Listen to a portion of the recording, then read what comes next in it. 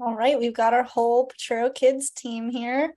I'm Rebecca, and we have our admissions manager, Mari, and we have our PK3 site supervisor, Dracy, here. So it's 7:02. We're going to make good use of everyone's time and get started. So I'm going to first of all introduce Mari to just tell us a little bit about how this virtual tour is going to work tonight. Good evening, everyone. I am Mari. I'm the admissions manager. And if you have not received an email from me, you will be receiving many emails through the whole admissions process from me. So I'm the main person you want to contact when it comes to any questions when it has to do the admissions process. And I just want to share a little bit what this is going to look like. So today it's all about just sharing information about Potrero Kids with you. And definitely we'll have it open at the end of all of our information for you guys to ask any specific questions. And I'm always available through email if you have any specific questions retaining your family or your child. And I just wanted to share now that this is information for admission seasons for next school year, for 23-24 school year.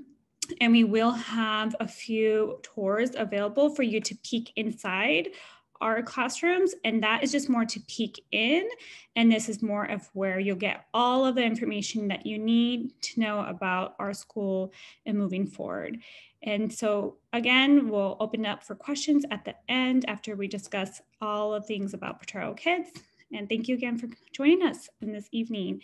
So I want to introduce you to the team. Rebecca already just shared. She's our head of school. And we also have Dracy here, who is one of our site supervisors. We have 2 campuses. And our other campus, we have another site supervisor at PKW, who is Beatriz, who's not with us today. So I'll have Rebecca share about our history and more information about the school. Thanks, Mari. So everyone who's here is here because they are beginning or in the middle of the sort of stressful preschool search process. So let me just tell everyone, take a deep breath. It's not as stressful as it all seems. If you're looking for a preschool in San Francisco, you'll find pretty quickly that the preschools are excellent. There are lots of wonderful places for your kid. Some might be a better match than others, but all of them are pretty great. We have confidence in our colleagues all over town, and we have this opportunity tonight to tell you about what makes our school special. But I just want to reassure you that there are lots of great schools. We really make sure that people who are super interested in matching with us have every opportunity to do so. And we really have a high success rate with people who have us as their first choice, making it happen. So just keep reaching out to us, but try not to get your heart set thinking that only one school is the perfect match, because there are just so many wonderful options out there. But to get you started and give you a little bit of sense of who we are and what we're about, first of all, my name is Rebecca. I've been the director of Potrero Kids for 3.5 years, but before then I was a Potrero Kids parent. So my older son started at Daniel Webster Elementary School, and I was looking for a preschool for my younger son and found this preschool right on campus and was really happy with the experience. And I'm an educator by trade, so I'd been a public school teacher in San Francisco, and I loved the Potrero Kids philosophy of, at that point it was bilingual Spanish, but I loved getting some Spanish for my family, and the play-based curriculum. So not making it too structured and academic, but learning through play. And that's really what we are still doing today. So the way that the preschool was actually founded is a little bit different than a lot of other preschools. It was founded by a group of families, mostly a group of moms in Potrero Hill, who wanted to save Daniel Webster Elementary School. And it was in danger of being closed down by the SFUSD. And they thought, if we have a preschool here and families kind of funnel in, even though we are not directly affiliated in any way with the SFUSD, we just have bungalows on that campus, it kind of creates a feeling of connection. And that turned out to be exactly what was needed. Families did enroll in the preschool and did continue on to Daniel Webster, which is now a really popular school. That was in around 2005, and that was our campus. The bungalow buildings there are called Potrero Kids at Daniel Webster. And that campus holds about 38 kids. But in 2013, we expanded. We got a site down in the dog patch at 20th and Illinois. And because it's just off of 3rd Street, we call that PK3. And that has ended up being our bigger campus just because we have 4 classrooms there and can accommodate more children. So we can accommodate close to 70 kids there enrolled total. So overall, we serve about 100 families. And because of the way we were founded, we are still very, very focused on being a community neighborhood school. So it really is put in some love and some energy into our community, and you'll get a lot out of it. I mean, we are a full service childcare center, so we provide all of the basics, but everything that's above, and beyond is really inspired and because of the families and their connection to the school and wanting to stay in San Francisco and make it a place that they can raise their kids in a community and raise kids together. And that has really been true of the school, I think, in really unique ways. And again, if you're looking at all these different schools, I think what makes us special is that years later, and I'm talking like a decade later, I still have friends whose kids and their preschool cohort from, the orange room at PK3 are still doing camping trips together. And we still have some of those original teachers. We just celebrated 4 staff members who celebrated 10 years with us this past month. So we like to hang on to people. We like to really invest in the community, and the community invests in us. So that's sort of some background about our mission, how we were founded, this idea of community. But the real basics, which I sort of mentioned, are we are Spanish focused. It used to be bilingual. We are pushing towards immersion as much as possible. We know that a lot of families want to have their child finish preschool fluent in Spanish. And so we try to achieve that as best we can. And we try and do most of our instruction in Spanish, and kids really do pick up a lot at this age. So it's been really powerful. We don't call ourselves full immersion because we do use some English to communicate when necessary. And we have, I think at this point, just one staff member left who is not a native Spanish speaker, and she's learning. So we're really close to our goal of as close to immersion as possible. I mentioned we were play-based. That's our mission. Make it fun, give kids opportunities to learn, because we want them to be good citizens and friends. And we're not so worried about them finishing preschool with academic skills, but life and partnership and sharing skills and all the things that are going to send them to kindergarten able to tackle problems, talk about their feelings, and then they can build academically from there. But as part of our play-based curriculum, we do projects. So we make sure that kids have opportunities to explore subjects that are interesting to them. And a couple of years ago, we had a class, the kids really loved talking about pizza. The teachers built a whole curriculum around pizza that ultimately culminated in a field trip to a nearby pizza restaurant. I'm still bitter that I was not invited, but they had a great time, I heard, and teachers are really creative doing stuff like that. Like another project was caves, and they built a cave out of construction paper in the corner of the classroom. So creative things like that happen, but lots of play, lots of talk about social skills and feelings to help kids navigate school together. And in terms of, again, sort of the basics of our program, we're year round. So we don't take off many days. We have 2 weeks off in the winter, which coincides, we always try and coincide with the SFUSD schedule as much as possible. So we have their same 2 weeks. We have a week in the summer, which is the SFUSD's first week of summer break. And then we do close additionally 1 week in mid-August, early August, when we do a professional development week for our staff right before the school year begins. And of course, we take some federal holidays and a couple other days here and there, but mostly we aim to serve working families and make sure that there's reliable childcare. And also because of that, we have a nice long school day from 8 a.m. to 5:45 p.m. so that you're able to enjoy that full day if you need to work. We do like to start off the school year with our youngest kids. So if you have, a kid who's 2 when the school year would begin, on a slightly shorter day than that, just because it's a lot at the beginning of that transition, but we work up to that full day schedule really quickly. And we provide food, so you don't have to pack your child a lunch every day. You just drop them off at school. They have a breakfast kind of snack. They have a full hot lunch that we have a food vendor who provides that daily. We accommodate all sorts of different dietary needs and restrictions. And towards the end of the day, they have an additional snack. And that's sort of the basics of our program. And I'm going to turn it over now to Tracy, who can delve a little bit more into, what an average day is like, what kind of special things that we include in our curriculum to inspire and engage our kids. So take it away, Tracy. Hi, everybody. Can you hear me? Okay. Yes. Okay. Um, I'm Tracy Silva Lopez, and I'm the site supervisor at PK3 on our third street.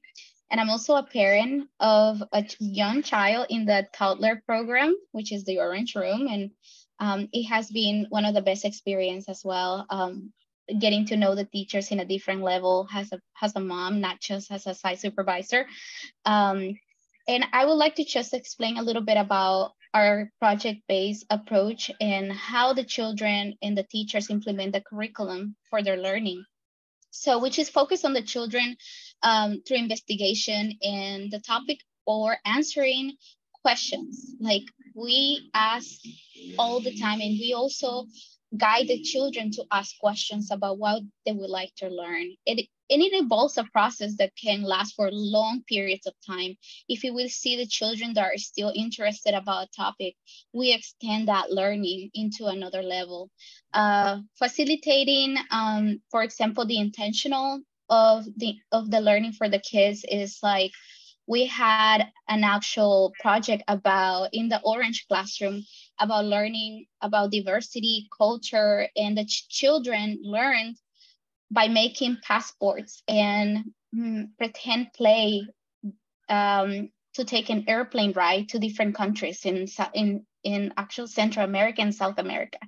After the teachers were able to implement this learning, they continued their project with food and were able to provide that different texture, different, and this is all like on their radar for allergies. So don't panic.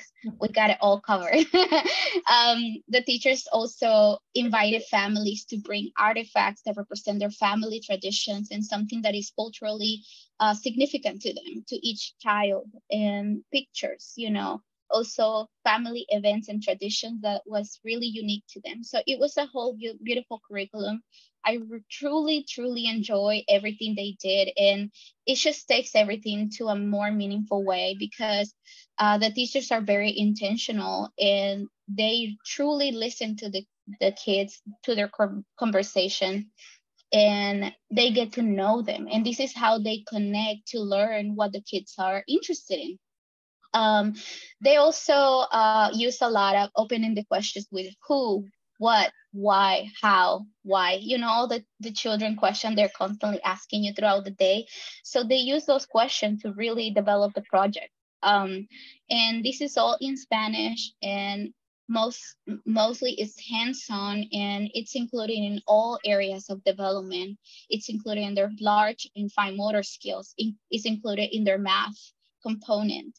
It's also included in the dramatic play. Can they actually, can we include, like Rebecca said, the pizza project was amazing, and they made dramatic play area into a pizzeria. So they had their own pizzeria in their own classroom. And we bought pizza toys and we bought all sort of things, and they learn how people make pizza in the big oven and everything. So how did I not get invited to that either? I'm missing all the pizza events. And they also made their own mini pizzas as well. So it has been really interesting to every year, it's a whole level of letting the children take the lead in their learning too. So this is how they will benefit through later on in life, because they will be able to let you know their opinion about things, ask you questions, and investigate. Books are a very big part of our lives at Potrero Kids. We use books as resources, and the children are actually getting really used to it about finding answers in books as well. Another area of our learning is through play, because this is one of the most important components in children's life. Can they actually negotiate? Can they learn how to self-regulate their little bodies and be flexible? Can they wait for their turn when they need to share a toy and be okay with that?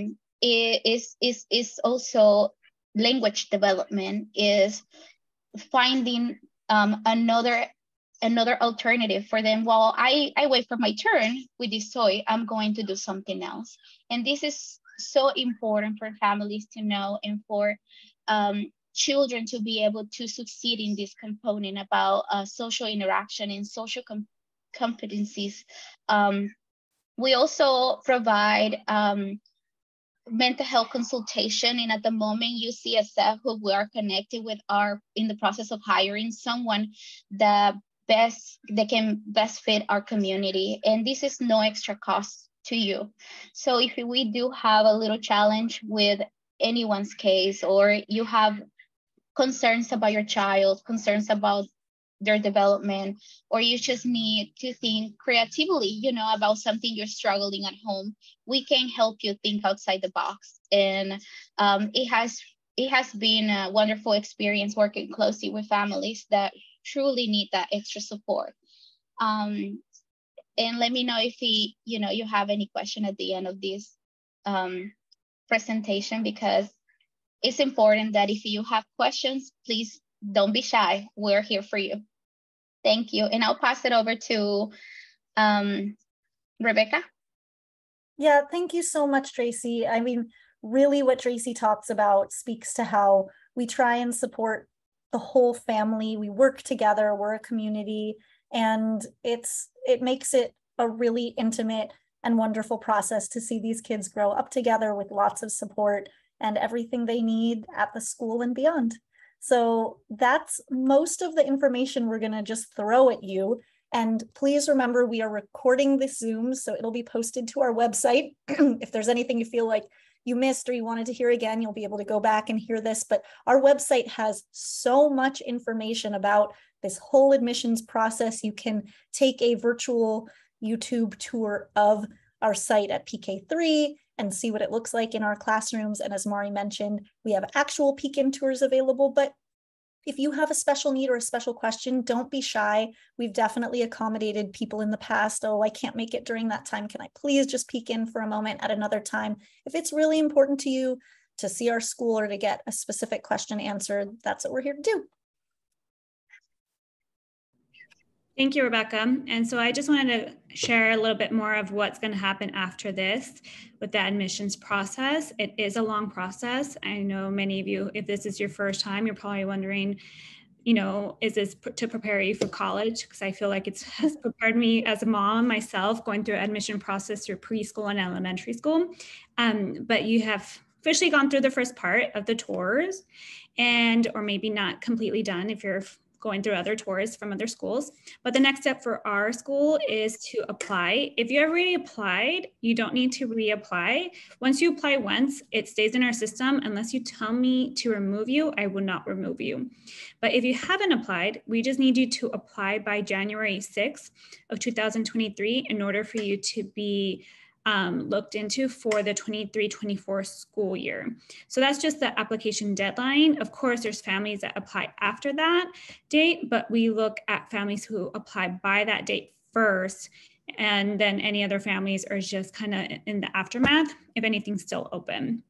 After that application date, you will receive an interest survey. And what that basically is just an email sharing a Google survey asking, are you interested? Are you not interested? Would you like to go back into the wait pool? Or would you like to remove yourself from our application process or continue on? And so that is really important to answer, because that is my way of knowing that you want to move on to the next step if you're interested in the 23-24 school year. So you respond to that email. Usually that email is going to be around mid-January. And then the next step, well, for those who want to apply for financial aid, it's going to be a little bit of a two-part process during that time. So your application for financial aid is end of January, and then you need to turn in your 2022 taxes by the middle of February. So just keep that in mind, because that's a really quick turnaround for everyone that's applying. And I know it's really hard to do that quickly, but we ask for it because we have play dates in the middle of February. And whenever I share about a play date, a lot of times families think like, what is a play date?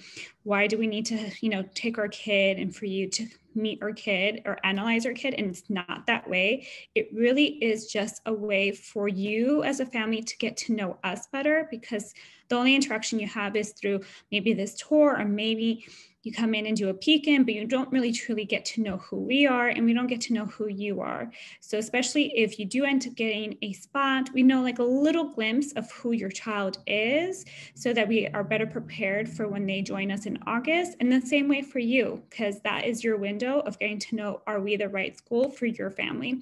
And it's a great way for you to also ask questions when you're during that play day, when you're talking to us. So that is early February. And then the last big thing is when you have offer letters for admissions, and that is in early March.